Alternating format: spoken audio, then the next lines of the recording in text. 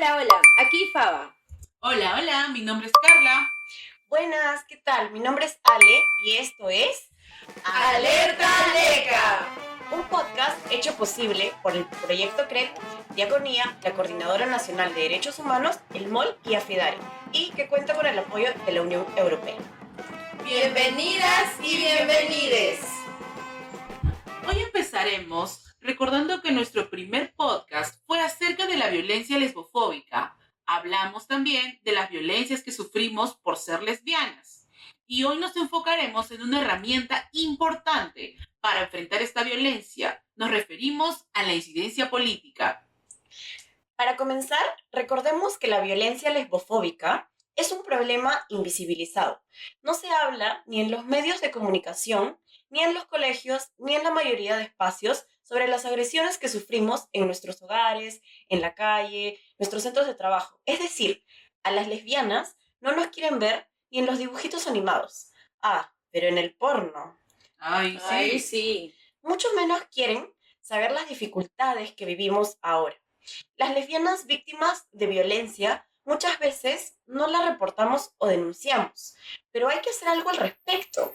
¿Y qué es lo que podemos hacer? Podemos hacer incidencia política. Aquí vamos. Bueno, ya sabemos que la violencia lesbofóbica es la violencia que se ejerce contra nosotras, las lesbianas, o contra cualquier mujer que es percibida como lesbiana. Aunque ésta sea heterosexual, bisexual, pansexual o de otra orientación sexual u identidad de género. Cierto. Hay muchos ejemplos de esto, ¿no? Cuando una familia se entera de que una niña o una adolescente es lesbiana, en muchos casos la castigan, la golpean, la someten a terapias dañinas de corrección o conversión y hasta pueden someterla a violaciones mal llamadas correctivas. En la calle, en los parques, las lesbianas somos agredidas o acosadas por personas lesbofóbicas e incluso por efectivos policiales o miembros del serenazgo que se supone deberían velar por nuestros derechos. Lo mismo sucede en hospitales, colegios, universidades, centros de trabajo y en cualquier lugar público y privado. ¿Y cuáles son las diferentes maneras que tenemos de reaccionar frente a estos casos de violencia? A ver, la más común es no hacer nada, claro. Pero es terrible, pero qué terrible de verdad, ¿no? Puede llevar a muchos problemas de salud mental y físicos. Creo que la más común es cuando lo hablamos con nuestras amigas, ¿verdad? De alguna forma, esto nos ayuda a lidiar con el problema. Sí, claro, incluso lo podemos compartir en nuestros grupos. Algunas de nosotras somos parte de colectivas, de asociaciones, de grupos de activistas u organizaciones, como el MOL o AFIDARE, por ejemplo. De hecho, estos grupos cumplen con este rol importantísimo de contención y de apoyo. Ahí podemos encontrar una forma de manejar el problema, ¿verdad? Sí, ¿qué sería de nosotras y nuestras amigas, no? Ay, sí, ¿qué sería sin es ustedes? cierto. Bueno, pero hasta ahora, esas dos respuestas mantienen el problema en el ámbito privado. La violencia lesbofóbica sigue siendo invisible y las redes sociales se pueden usar para visibilizar, y es algo que se hace mucho ahora. Estas cosas, por ejemplo, las hemos visto en Facebook, en Instagram, en TikTok, por ejemplo. Es cierto, las colectivas, las organizaciones hacen sus denuncias públicas. Muchas de nosotras hemos compartido, hemos difundido y a veces esto obtiene una respuesta del público en general, de la sociedad civil, o sea, de otras agrupaciones y de activistas. Y en el mejor de los casos, de parte del Estado, aunque muy pocas veces, para ser honestas. Sí, o a veces la gente no le presta mucha atención tampoco. De acuerdo, Ale. Entonces, la alternativa a todo esto es organizarnos. Y justamente ahí entra la incidencia política que podemos hacer frente al ministerio encargado de enfrentar las diferentes violencias que se ejercen sobre las mujeres. Nos estamos refiriendo al Ministerio de la Mujer y Poblaciones Vulnerables, el conocido MIP, que tiene bajo su rectoría a los Centros de Emergencia Mujer, más conocidos como los CEM, que son responsables de brindar asistencia médica, psicológica y legal a las mujeres víctimas de violencia. Qué interesante todo esto que me cuentas, Faba. Pero, ¿ustedes creen que primero me podrían explicar qué es la incidencia política? Obvio, en pocas palabras, es cuando la sociedad civil, o sea, colectivas, asociaciones, organizaciones, hasta incluso personas independientes que no están asociadas, buscan llegar a quienes hacen las leyes, las normas legales o los funcionarios encargados del diseño, de la implementación de estas políticas públicas. En este caso, el Congreso y el gobierno de turno para influenciar la toma de decisiones, cambiar leyes discriminatorias y opresivas, y así provocar cambios positivos en la sociedad. A la larga, lo que se busca es favorecer a todo el país y propiciar una sociedad más inclusiva, equitativa y justa. Uy, bueno, eso suena muy bien en teoría, pero ¿funciona en la práctica? ¿Me podrían mencionar ejemplos exitosos de incidencia política frente al Ministerio de la Mujer y Poblaciones Vulnerables? Sí, sí hay. A ver, ¿ustedes sabían que hay una mesa de trabajo de lesbianas en el Ministerio de la Mujer? Uy, eso suena rico. ¿Y qué hacen? ¿Repostería? ¿Tortas? Oye, te pasas. Oye, más respeto con el podcast. Bueno, sí, creo que eso es lo que he escuchado. Ay, ¿en serio? No sabía. Bueno, sí, resulta que en el 2016 fue creada esta mesa para facilitar el diálogo y la articulación entre el Ministerio y las organizaciones defensoras de los derechos de las lesbianas. Esto se dio gracias a la incidencia política. A través de esa mesa de trabajo se ha logrado, por ejemplo, la incorporación de las lesbianas y las mujeres trans en el Plan Nacional contra la Violencia de Género del 2016 al 2021. Pero, lamentablemente, las acciones relacionadas con las mujeres lesbianas no se implementaron. Qué triste, y después de tanta lucha. Bueno, yo tengo otro ejemplo que quizá puede ayudarte, Ale. En el calendario de las fechas emblemáticas de la mesa de trabajo se visibilizará el Día de las Rebeldías Lésbicas de América Latina y el Caribe, que se celebra cada 13 de octubre, no se olviden. También, las organizaciones de lesbianas que integran la mesa hicieron incidencia política para que se modificara un instrumento de gestión relacionado con la atención de las personas LGTBI víctimas de violencia que hacen uso de los servicios que ofrecen los centros de emergencia mujer. Nos referimos a los lineamientos para la atención de personas LGTBI afectadas por violencia en los servicios del Programa Nacional Aurora.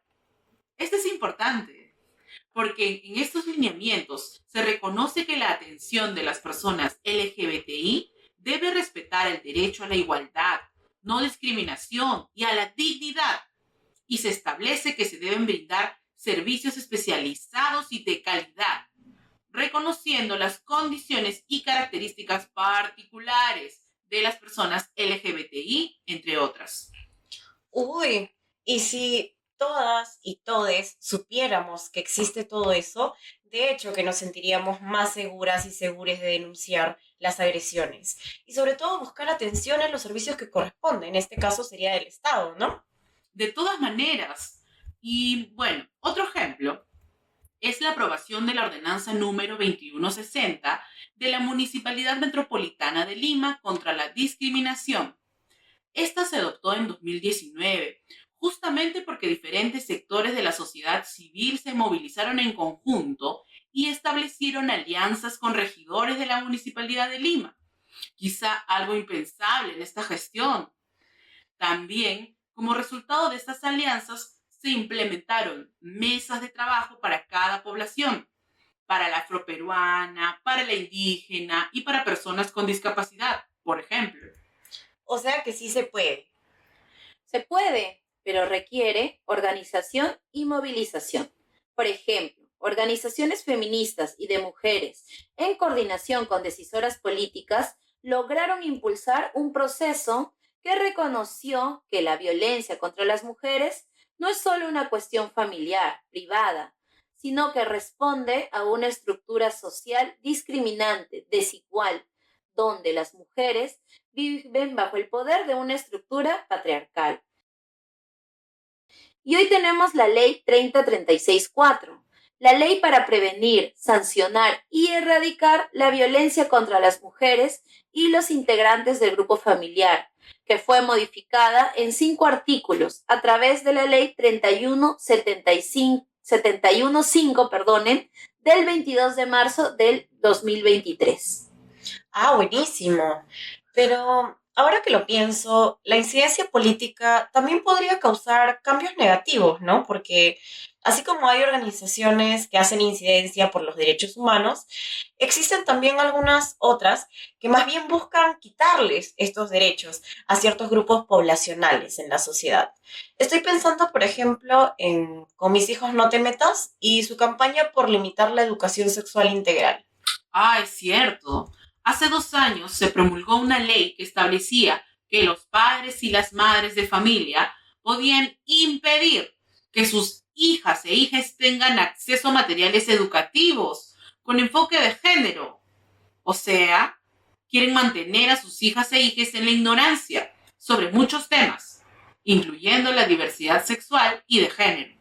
Sí, terrible, amigas. Por eso hay que hacer incidencia política por nuestros derechos. Ay, pero tengo una pregunta. Si el Estado de por sí es lesbofóbico, es decir, las personas que nos gobiernan son LGTBI-fóbicas, ¿de qué nos sirve hacer incidencia política? Oye, tú siempre tan optimista.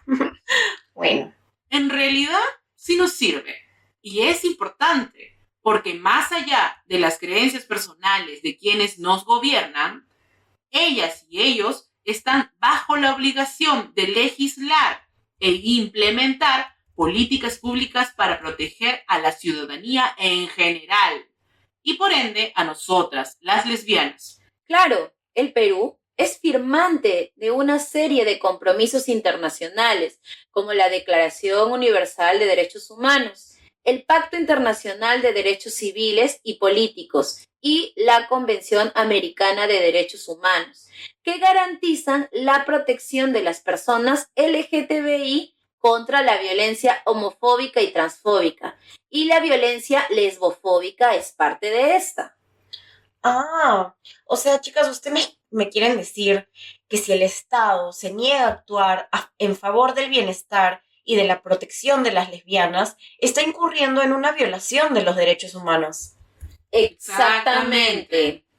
Bueno, esperamos que este podcast les haya dado que pensar. Hemos hablado sobre la incidencia política como herramienta para hacerle frente a la violencia lesbofóbica, para el logro e implementación de políticas públicas que contribuyan a su erradicación. Es importante darnos cuenta de que existen formas de luchar por una vida libre de violencias y agresiones por el solo hecho de ser lesbianas. Bueno, chicas, la verdad es que después de haber conversado con ustedes, me siento muy motivada para organizarme y hacer incidencia política, quizá como muchas de ustedes. Entonces, desde este humilde podcast, les invitamos a acercarse a alguna colectiva o asociación, porque recuerden que Lesbianas visibles somos invencibles.